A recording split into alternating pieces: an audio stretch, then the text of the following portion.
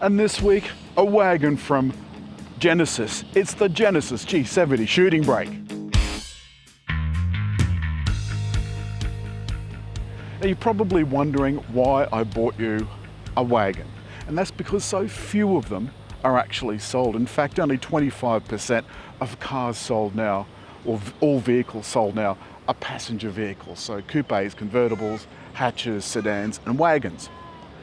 But they're a great alternative to an SUV for someone that doesn't need all that space, or indeed want all that extra space. But meanwhile, let's have a look at the front. Quad LED headlight. This paint job, it's shimmering, it's glistening, and there looks like there's about 55 layers. It's almost as if they've combined a sedan and just kind of stuck this bit on the back. The back, I think, is rather delicious. You can see that it's a 2-litre T, so it's a 2-litre turbo, 179 kilowatts. But the thing that I think looks really strange is that the reversing lights are way down here. And it looks like there was a quad exhaust that they forgot two of. You know, there you go. The opening button is just here. Like that. And like all Hyundai Group cars, which Genesis is part of, as is Kia, if you've got the key in your pocket and you stand here long enough, it'll open by itself, a feature you can turn off. The boot isn't huge. There is a space saver spare. The parcel cover is in two parts and also offers a little bit of sound deadening. And this button gives you the option of closing or closing and locking, which is a great idea. It means you don't have to schlep around the side just in case you've not locked all the doors. Space in the back is tight. Not gonna lie, there's not a lot of room here. Though at least on this side, if I do want to, I can slide that seat forward. I've also got seat heating. Most of all, I love these red seat belts. It really makes this thing look quite sporty, as does this gorgeous quilted upholstery. In the back, there's a couple of vents and some power outlets for USB. The front is a little bit of a different kettle of fish. There's a nice big heads-up display. There's plenty of room here, of course. It's got easy access, so when I jump in, the seat slides forward.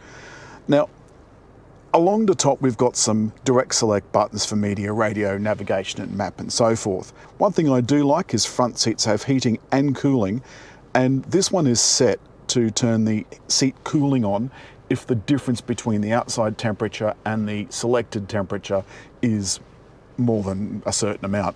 The center console's got a wireless charger, a couple of more USB ports, and the 12-volt outlet, which I've got my Navman plugged into.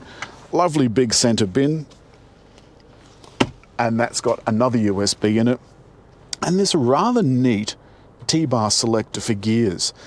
And behind that is the drive mode selector, and that's got one setting called Sports Plus, which turns off the traction control. I'm not going to be trying that. One of the other important things is, one of the most important things I think for your communication system is that this is a touch screen. That's the only method of input. There's no voice control. The only voice control that you've got is with Siri or Android Auto, whatever the Android Auto command is. And you can only get those commands by plugging in. I've turned off the lane departure because when you're on windy roads, it's best to have that switched off because it tends to make the wheel do unexpected things. The seating position, the driving position, really is rather nice. Very low down. The handling is fabulous. This is just relying on good old-fashioned sensible tuning.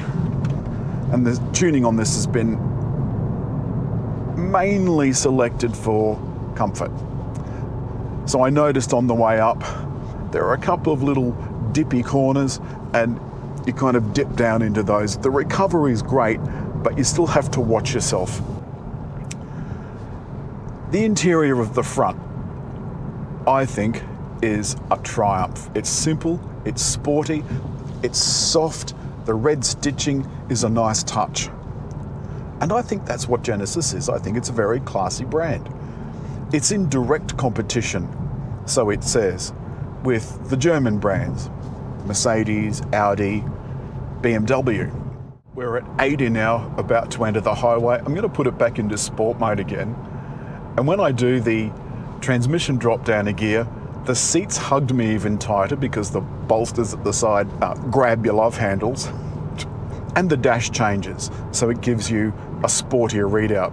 I was using the inbuilt navigation to see what that was like. And it does show up here on the heads-up display. In some brands, the Apple Maps does too, but this one doesn't, which is a bit of a shame. I really do like that sound. It has that little bit of a 60s sports car burble. Oh, this is just wonderful. Lovely, big, long, sweeping left hand, 360-degree, just about.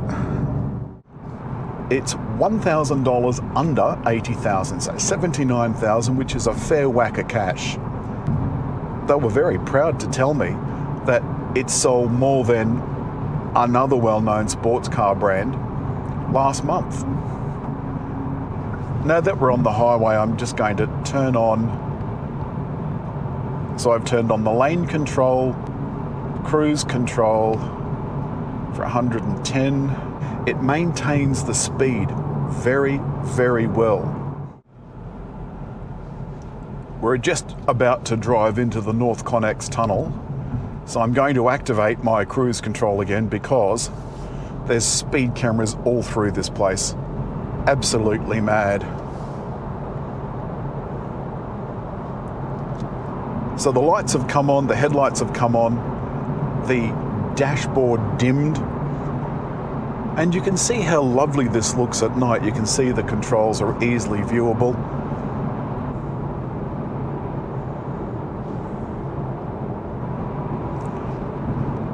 Don't know if you can see it, but the lights here are just gorgeous. It's like a twinkling night sky. So now that we're on the homeward leg, let's wind this up. The looks, killer. I think it is stunning, absolutely stunning. And I have to say that the Genesis cars that I've had have gotten lots of comments, all of them favourable. No one has said that car is ugly, no one. Then we have the audio system, which I think is good. Not great, but good. We have the interior. I think the interior is, the pictures speak for themselves. It is absolutely beautiful. The driver aids and safety gear, first rate. We used to tell you exactly what safety gear a car had, but there's no point anymore because they've got to have the full suite if they want 5 stars, and this does. The automatic transmission. Smooth as silk. The in-house 8-speed automatic is absolutely lovely. Fuel consumption. It's showing 10.2 at the moment. The question remains, would I buy a Genesis? And the answer is, yes, I would. That's it from the Genesis G70 Shooting Brake. I think it's a great alternative to an SUV. But as always, hit like, leave a comment, and just there to subscribe.